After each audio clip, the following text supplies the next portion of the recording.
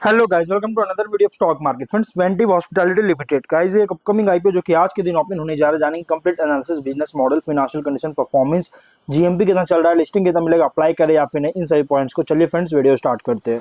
IPO 20 दिसंबर को open हो रही है। आज के दिन 24 दिसंबर क्लोज किया जाएगा। ₹1 का फेस वैल्यू 610 टू 643 रुपीज पर शेयर की प्राइस में 23 शेयर्स की lot size. Issue size 1600 crore का। 2,48,83,358 शेयर्स इशू किया गया।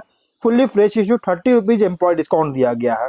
Book build issue IPO BSC NSC दोनों में लिस्टेड किया जाएगा। और रिजर्वेशन जो दिया गया QIB 75%, HNI 15%, रिटेल 10% का ऑफर दिया गया है। यहाँ पे रिटेल में अप टू 2 लाख अप्लाई कर सकते हैं। SHNI 2 lakh to 10 lakh apply कर सकते हैं। ओनली बिग HNI 10 लाख और मोर अप्लाई कर सकते हैं। एम्प्लॉय में 5 लाख तक अप्लाई कर सकते हैं एम्प्लॉय डिस्काउंट के साथ। अगर हम बात करेंगे इस कंपनी का अलॉटमेंट डेट का, तो जो अलॉटमेंट डेट है आईपीओ का अगर हम देखेंगे तो इसका अलॉटमेंट डेट है गाइज, देखा जाए तो 26 दिसंबर का अलॉटमेंट डेट रखा गया। 7 दिसंबर को रिफंड रिलीज है, इसी डेट को शेयर्स डीमैट अकाउंट में क्रेडिट होगा। 30 दिसंबर लिस्टिंग डेट रखा गया। यहाँ पे रिटेल मिनिमम 1 लॉट अप्लाई कर सकते हैं। 23 शेयर्स मिलेंगे। 14,789 रुपीज पे करना होगा। मैक्सिमम 13 लॉट अप्लाई कर सकते हैं। 299 शेयर्स मिलेंगे। 1,92,257 रुपीज पे करना होगा। SHNI मिनिमम 14 लॉट अप्लाई कर सकते हैं। 322 शेयर्स मिलेंगे। 2,07,046 रुपीज पे करना होगा। मैक्सिमम 67 लॉट अप्लाई कर सकते हैं। 1,541 शेयर्स मिलेंगे। 9,90,863 रुपीज पे करना होगा। Big HNI minimum 68 lot apply कर सकते हैं। 1,564 शेयर्स मिलेंगे। 10,05,652 अमाउंट पे करना पड़ेगा। प्रोमोटर की बात करेंगे तो Atul L Kaudia HUF, Prem Sagar infra realty private limited, BRE Asia ICC holdings limited और BREP Asia 3 India holdings company 4 private limited इसके प्रोमोटर है। प्री इश्यू होल्डिंग 99.59% का है।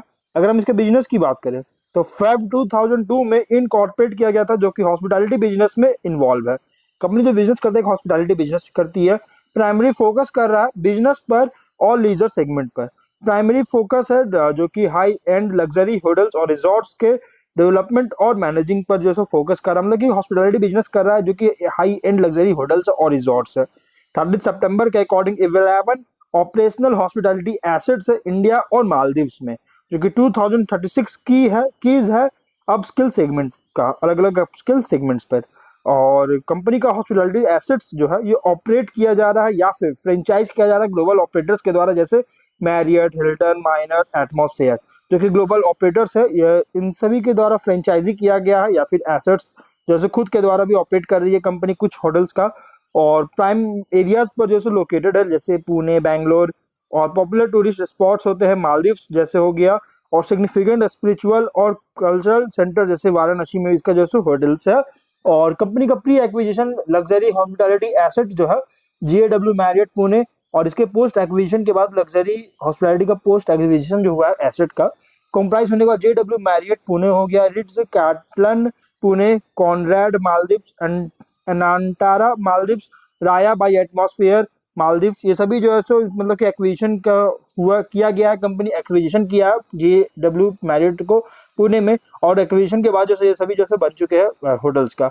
और कंपनी जो 30 सितंबर के अकॉर्डिंग 2791 परमानेंट एम्प्लॉइज है और 632 पर्सनल एम्प्लॉयड किया गया है कॉन्ट्रैक्ट बेसिस पर हॉस्पिटैलिटी एसेट्स में।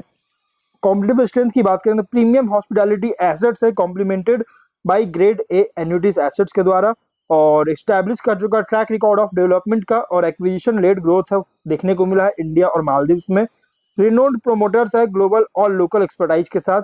Professional and experienced management team है। ट्रैक रिकॉर्ड भी प्रूव किया है जो कि वैल्यू को ऐड करके एक्टिव एसेट मैनेजमेंट के थ्रू वेल पोजीशन बनाया है, जिससे स्ट्रॉन्ग इंडस्ट्री टेलविंड्स को बेनिफिट मिल सके। और फिनेंशियल की बात करेंगे तो 22 में एसेट्स था 8,010 करोड़ का, 24 में 8,794 करोड़ का, नेटवर्थ 3,441 करोड़ का, 3,665 करोड़ का, और इसके अलावा डेट था 3,291 करोड़ का, 24 में 3,682 करोड़ का। कंपनी का एसेट भी इंक्रीज किया है, नेटवर्थ भी इंक्रीज किया है, लेकिन डेट भी बहुत ज्यादा देखने को मिल रहा है। ये कंसर्न रेज करने वाली बात है। और प्लस गाइस कंपनी को लॉसेस भी फेस करता हुआ देखने को मिला, जो कि 22 में 1197 करोड़ का रेवेन्यू है, 146 करोड़ का लॉस है। चलिए लॉस हुआ पैंडेमिक के कारण, 22 में जो लॉस हुआ पैंडेमिक के कारण लॉस हुआ है, लेकिन 23 में 1762 करोड़ का रेवेन्यू, 15.6 करोड़ का प्रॉफिट है। वापस से प्रॉफिट इंक्रीज हुआ, लेकिन 24 में से 1907 करोड़ का रेवेन्यू 66 करोड़ का वापस से लॉस हुआ। और फर्स्ट हाफ 25 में 875.9 करोड़ का रेवेन्यू और 137.8 करोड़ का लॉस, वापस से लॉस फेस किया है। देखिए यहाँ पे कंपनी जैसे टॉप लाइन में तो इंक्रीज करा नो डाउट, लेकिन बॉटम लाइन में जैसे इनकंसिस्टेंसी देखने को मिल रहा है। नेटवर्थ भी निगेटिव में -1.82% का, price to book value 3.66 times का, पी रेशियो भी निगेटिव में 201 टाइम्स का जो पी रेशियो जो कि निगेटिव में देखने को मिल रहा है। कुछ और रिस्की की बात करें तो जो थर्ड पार्टी ऑपरेटर्स पर रिलाई करता है क्वालिटी ऑफ सर्विसेज के लिए हॉस्पिटैलिटी एसेट्स पर, और एसेट्स जो है ऑपरेट या फ्रेंचाइज किया गया थर्ड पार्टी ब्रांड्स के द्वारा, और कोई भी नेगेटिव इंपैक्ट होता है रेपुटेशन पर या इन एसेट्स का या ब्रांड्स का, या फिर क्वालिटी कंट्रोल सिस्टम्स को में फेलियर होता है, जिसकी वजह से कंपनी का बिजनेस, फिनेंशियल परफॉर्मेंस, ऑपरेशंस को भी अफेक्ट कर सकता है।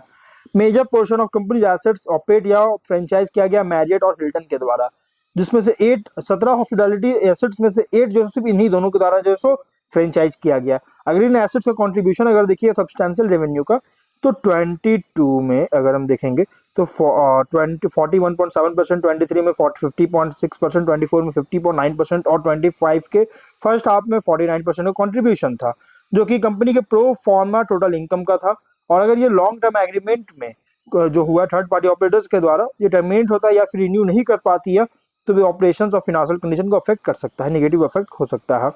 Large portion of company total revenue generate हो रहा है होटल ऑपरेशन से, और इसमें से 6 मंथ्स यहाँ पे अगर डेटा की बात करेंगे तो जो हुआ है 22 में कंट्रीब्यूशन अगर देखा तो 68.5%, 23 में 72%, 24 में 72% का, और फर्स्ट हाफ में 68.4% का कंट्रीब्यूशन था, जो कि प्रो फार्मा टोटल इनकम था, जो कि कंपनी का कंट्री सेगमेंट से कंट्रीब्यूशन दे रही थी।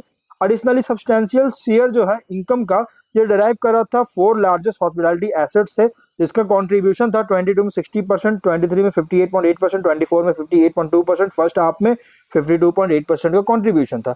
अगर कोई भी एडवर्स चेंज होता है इनकी एसेट्स का, एडवर्स चेंज होता है किन एसेट्स में अफेक्ट कर सकता है, जिसके कारण नेगेटिव एडवर्सली इंपैक्ट कर सकता है बिजनेस ऑपरेशंस फिनेंसेस को।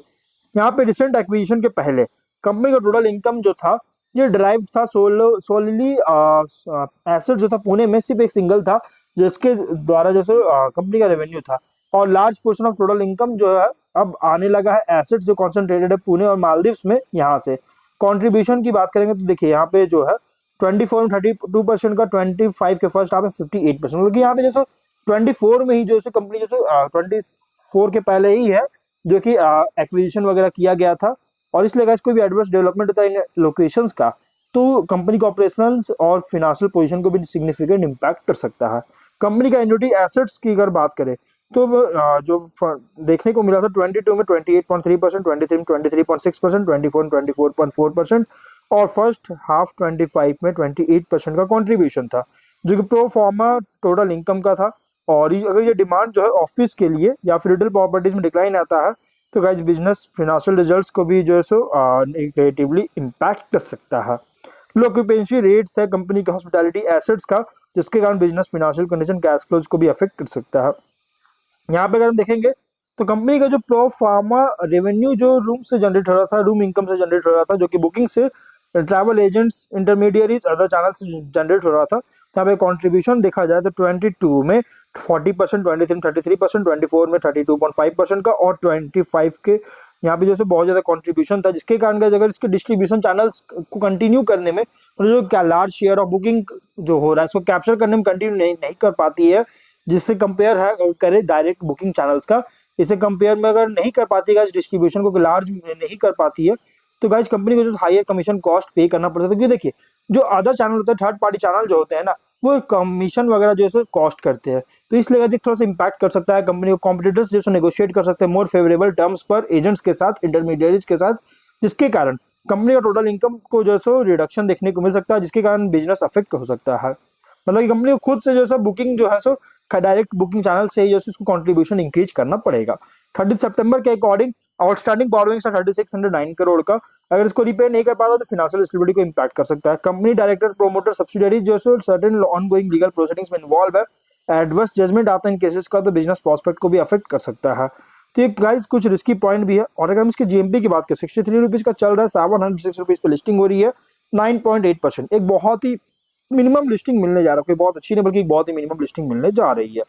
ऑब्जेक्टिव क्या है, तो लोन है इसका रीपेमेंट करना चाहती है कंपनी। जैसे इंटरेस्ट एक्यूर्ड जो है उसका पेमेंट करना चाहती है, जो इंटरेस्ट है उसको पे करना चाहती है, लोन से जो इंटरेस्ट वगैरह मिल रहा है देना पड़ रहा है वो पे करना चाहती है। स्टेप डाउन सब्सिडरीज है, namely SS and L beach private limited और Maldives property holdings private limited, जिसमें इंक्लूड है, जिसका इंटरेस्ट वगैरह पे करना चाहती है सच स्टेप डाउन सब्सिडरीज में इन्वेस्टमेंट करके और जनरल कॉर्पोरेट के लिए फंडिंग चाहती है। देखिए कंपनी जो one of the leading hospitality segment player है, लग्जरी और अपर अपस्केल एंड अपस्केल ऑफर कर रहा है मार्की ग्लोबल ब्रांड्स के साथ, जो कि कंपनी जो स्टेबल ग्रोथ है रेवेन्यू में, लेकिन लॉसेस वगैरह फेस करना पड़ा है। रिसेंट फाइनेंशियल परफॉर्मेंस के अकॉर्डिंग प्राइस बन बहुत ज्यादा रखा गया है। लेकिन गाइस कंपनी जो है ना जो प्लेस में अलग अलग प्लेस में हर एक एवरी प्लान्स के लिए जो सो ग्रोथ भी जो है पोस्ट कर रहा है, जो कि एक तरह समझिएगा प्योर लॉन्ग टर्म आईपीओ है। अगर आप अप्लाई करना तो 4 to 5 ईयर्स के लिए, तो ही आप इसमें कंसीडर कर सकते हैं, जरा आप इसको इग्नोर कर सकते हैं। इसके अलावा बहुत सारे आईपीओ जो मेन लाइन में ओपन चल रहे हैं, 6 to 8 7 आईपीओ जो ऑनलाइन मेन लाइन आईपीओ भी ओपन चल रही है, तो आप उन सब में कंसीडर कर सकते हैं। इस आईपीओ मैं कहूंगा अगर आप लॉन्ग टर्म के लिए अप्लाई करते तो ही आप अप्लाई कीजिए, अदरवाइज आप इसको इग्नोर कीजिए। तो हम लोग वीडियो कहीं पर एंड करते हैं। अगर कोई डाउट है कमेंट बॉक्स में पूछे, और गाइस कोई भी डिसीजन लीजिएगा अपने खुद के रिस्क पर डिसीजन लीजिएगा। तो हम लोग वीडियो यहीं पर एंड करते हैं। अगर कोई डाउट है कमेंट बॉक्स में पूछे। मिलते हैं नेक्स्ट वीडियो में। बाय।